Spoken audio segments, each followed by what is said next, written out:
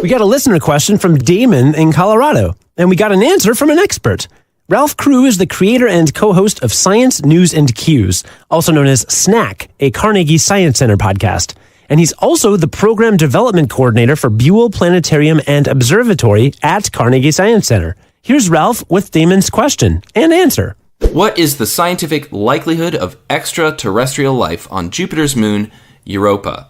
So, as an astronomy educator, this is a very, very exciting body. First of all, Europa is something you can actually see. I think a lot of people don't realize that you can use a telescope in your backyard, and even with just a good pair of binoculars, if you can get a good look at Jupiter, which is up in the early morning right now, you'll be able to see Europa as one of 4 points that are orbiting Jupiter, which I get excited about every time. Now, for those who aren't familiar, Europa is a moon a little bit smaller than our moon, covered in ice with an ocean of water underneath that ice. It's actually thought that Europa has more liquid water than all of the Earth's oceans combined. So it's a really, really big ocean out there, and there is thought to be volcanic activity on the sea floor of Europa. Now, here on Earth, when we have volcanic activity at the bottom of an ocean, we have self-sustaining ecosystems. We have life around these so-called hydrothermal vents. We know for sure that if we were to take those organisms from Earth and drop them off at those vents on Europa,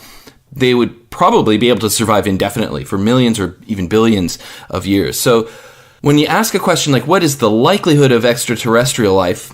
It's tough because we've never found extraterrestrial life, but we do know that Europa is capable of supporting Earth life. So if extraterrestrial life looks like Earth life, then Europa would be an excellent candidate for it. It's perhaps the best candidate in the solar system. Also, if you are into Europa, you should check out Saturn's moon Enceladus. Quite a bit smaller, but similarly volcanic vents on the ocean floor. There's also an ocean of liquid water there.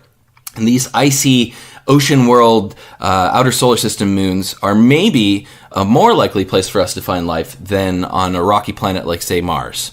So there you go. Hopefully that answers your question. Wait, I didn't know that the life that's near our hydrothermal vents could probably survive in Europa's, right? Yeah, so on Europa or also on Enceladus. And that is why you may remember a couple years ago the Cassini spacecraft crashed into Saturn on purpose. The reason they did that is that they couldn't be 100% sure that there weren't bacterial spores from Earth on Cassini. And if Cassini went dead and it just sort of orbited wildly around Saturn, there was a small chance it could crash onto Enceladus and contaminate it, and that life could theoretically propagate indefinitely and totally contaminate and spoil whatever life might be there on Enceladus. So rather than risk that, they crashed Cassini into Saturn. And likewise, they're going to do the same thing with Juno, which is around Jupiter right now. They're going to crash Juno into Jupiter to avoid it contaminating or possibly contaminating Europa, which I think is pretty amazing. That's how serious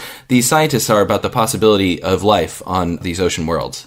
Once again, that was Ralph Crew, Program Development Coordinator for Buell Planetarium and Observatory at Carnegie Science Center. You can hear more from Ralph on his podcast, Science, News, and Cues, also known as SNAC. That's SNAQ.